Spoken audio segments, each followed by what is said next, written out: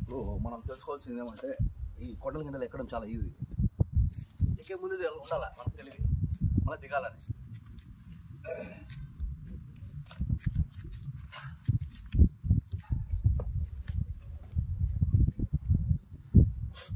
ఉండాలి కదా, మళ్ళీ ఇన్ని చెట్టు దిగాలని ఉండాలి కదా. అంటే పైకి ఎక్కుంటా పోయామనుకో మనం దిగలేకపోతే ఏంటి పరిస్థితి. ఎక్కేటప్పుడు అంటే ఏదో ఒకటి పట్టుకొని ఎక్కేసాం దగ్గర దిగాలి కదా.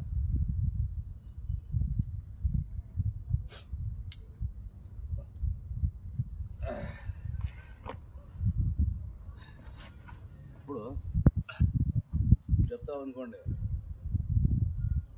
నేను మెల్లగా అలా ఇలా ఎదగడానికి రాలే. నీ అమ్మ నాకు అంత టైం లేదు.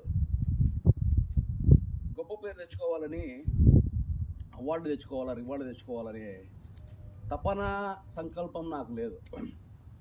పాపం మా నాన్న కొన్ని కోట్లు ఖర్చు పెట్టాడు, పేరు ప్రతిష్టలు సంపాదించుకున్నాడు, దగ్గర దాన్ని ఉపయోగించుకోలేకపోయాడు. అయితే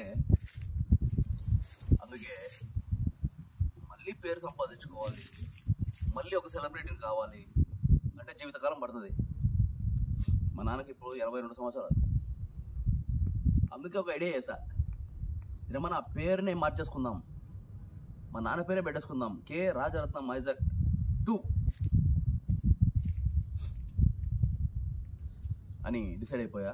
ప్రతి ఓడికి వెళ్ళి నేను పద్మాగర్ ఐజాక్, మీరు రాజరత్నం ఐజాక్ లాగా ఉన్నారంటే, అవునండి నేను పద్మాగర్ ఐజాక్ని, రాజరత్నం ఐజాక్ వాళ్ళ పెద్ద కొడుకు అని చెప్పుకొని ప్రతి ఐఏఎస్ ఆఫీసర్ని, ప్రతి పోలీస్ ఆఫీసర్ని, ప్రతి ఎమ్మెల్యేని, ప్రతి జడ్జి, లాయర్లకు ఇంట్రడ్యూస్ చేసుకోవాల్సిన అవసరం లేదు. I'm Rajaratnam Isaac 2. ప్రస్తుత దేశ పరిస్థితులలో ప్రతి ఒక్కడు చదువుకున్నాడు వాని ఉద్దేశం ఏంటంటే ఈ దేశం నుంచి పారిపోవాలా.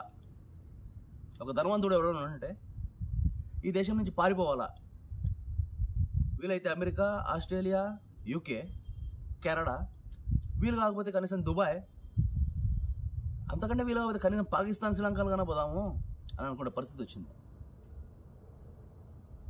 బంగ్లాదేశ్ వాళ్ళు మనకంటే మేలు అనిపిస్తుంది నాకైతే. అయితే అది తప్పు మాట. కానీ ఎప్పుడో డెవలపింగ్ కంట్రీ అంటే మరి ఇప్పటికీ డెవలపింగ్ కంట్రీ అంటే కాలదా? మన మేధస్సు ప్రపంచాన్ని వెళ్తుంది. మనం ఎవరమో ప్రపంచం గుర్తించింది.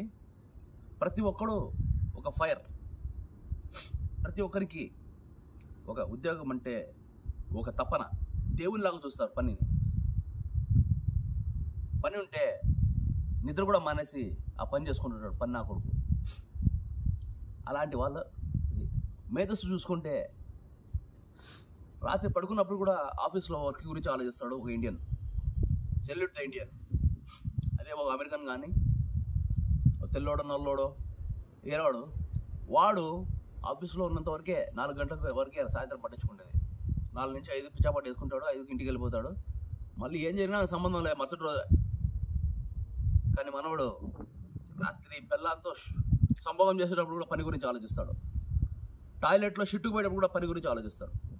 అది సెల్యూట్ ద ఇండియన్.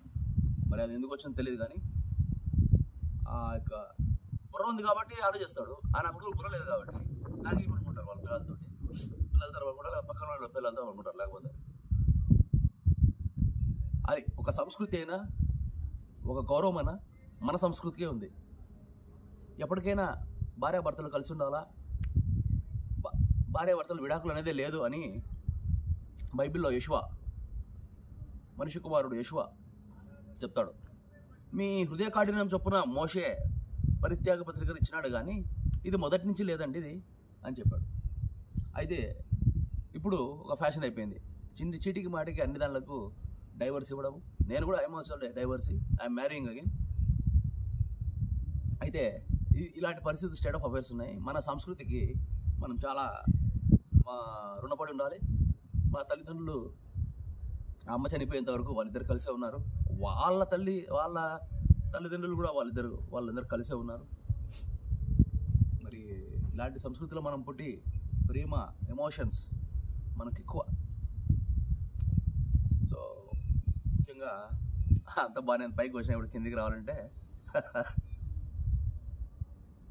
సో ప్రతి ఓడు ఈ దేశమే బాగా కావాలి. ఏం బాగా కావాలంటే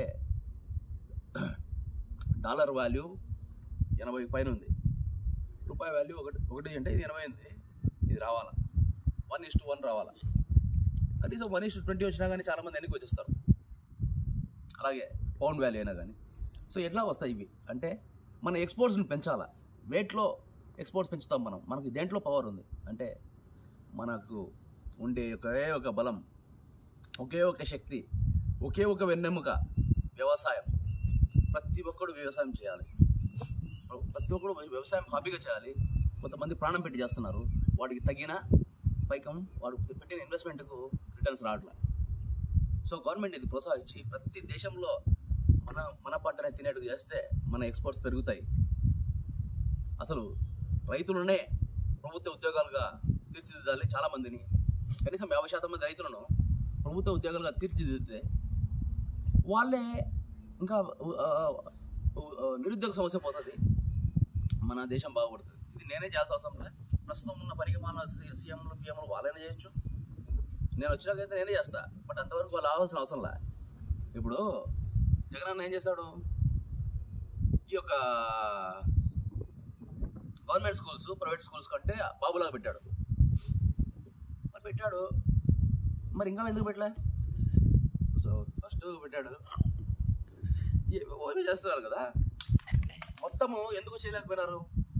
ఎందుకంటే ప్రైవేట్ స్కూల్స్ యాజమాన్యాలంతా వచ్చి గవర్నమెంట్ సీఎంకి ఆ సీఎం పేషకు ఎంతో ముట్ట వింటారు. మీరు కానీ చేస్తే మా యొక్క బతుకులు స్టార్ట్ అవుతాయి. ఎన్ని కోట్లు ఇచ్చినారో తెలియదు, నాకైతే తెలియదు. లేకపోతే ఎందుకు PG to KG to LKG to PG free అని ఎందుకు చెప్పలేకపోతున్నాడు? ఫీజు రింబర్స్మెంట్ ఇస్తారా? ఫీజు రింబర్స్మెంట్ ఎందుకు? ప్రైవేట్ వాళ్ళకు ఒక విద్యను ఇవ్వాలంటే అది ఒక వ్యాపారంలో చూస్తారు, కానీ అది సేవలాగా ఎలా చూడగలుగుతారు వాళ్ళు? సో ప్రభుత్వమే అదొక బాధ్యతలకు తీసుకోగలుగుతుంది. ప్రభుత్వం అంటే ఎవడో కాదు, ఇంతకుముందు ఉమ్మడి కుటుంబాలలో ఉన్నట్టుగా ఒక ఇంటి పెద్ద, ఉమ్మడి కుటుంబాల్లో ఒక ఇంటి పెద్ద ఉండేవాడు. అన్ని నిర్ణయాలు తనే తీసుకుంటాడు. ఇంట్లో ఉండే వాళ్ళంతా సుఖశాంతంతో నిద్రపోతారు, వాళ్ళ పిల్లలతో కాపురం చేసుకుంటాడు. కానీ ఇంటి పెద్ద కుటుంబం కోసమే ఆలోచిస్తా నిరంతరంగా కృషి చేస్తూనే ఉంటాడు. అదే ప్రభుత్వం. మరి ఈరోజు ప్రభుత్వం ఏం చేస్తూ ఉంది? ప్రజల సొమ్ము తింటా ఉంది, ప్రభుత్వ ఉద్యోగాల పేరుతో లంచాలు తీసుకుంటా ఉంది. న్యాయం చేయాల్సిన పోలీసులు దందాలు చేస్తూ ప్రజలను కొల్లగొడుతున్నారు. ధర్మం చెప్పాల్సిన జడ్జీలు ధర్మం చెప్పకుండా డబ్బుల కోసం అమ్ముడుపోతున్నారు. ఇలాంటి పరిస్థితుల్లో మనం దేశం వదిలిపెట్టకపోతే వేరే ఆసరా ఏముంది? అందుకే ప్రతి యువత ముందుకు రావాలా, ప్రతి యువత ఆలోచన చేయాలా, ఈ దేశానికి నేనేం చేయాలా అనేది నిర్ణయించుకోవాలా. ఏదో ప్రభుత్వాలు మన మొహాల ఈ పథకాలు పెట్టి మొహన కొడితే సెల్యూట్ కొట్టడం అనేది పక్కన పెట్టండి. మన దేశాన్ని మార్చుకోవాల్సిన బాధ్యత మనకే ఉంది అన్న. ఇది యువకులకు మాత్రమే కాదు, ఆడవాళ్ళకి, ముస్లిం వాళ్ళకి, ఇంకా హాస్పిటల్లో చనిపోతూ ఉన్న ప్రతి ఒక్కరికి కూడా ఇది మేల్కొలుపు కావాలా. దీనికోసం పోరాటం చేయాలా. జై హింద్, జై జన్మభూమి. ఇప్పుడు దిగే పరిస్థితి, అది దిగడం పెద్ద కష్టం లేనట్టుంది. ఇక్కడ ఆడితే మాత్రం కాలు ఎగడం గ్యారంటీ. గ్లాస్ జారి పడ్డాయి, ఏం కాలే. ఇప్పుడు ఇది కనపడకుండా ఉండేదానికి, గ్లాసులు ఉండేదానికి ఓ లెక్క. చూసుకొని ఎక్కన్నా అమ్మా. మళ్ళీ ఒకటేమో బాగుండేవాడు ఎట్లా కాలేరు కొట్టుకోవాలి అని మామూలుగా పడితే బాగుంటుంది. అది బై మిస్టేక్ కాలు తగులుకొని పెట్టాను, మోకాళ్ళు పంచర్ అయ్యి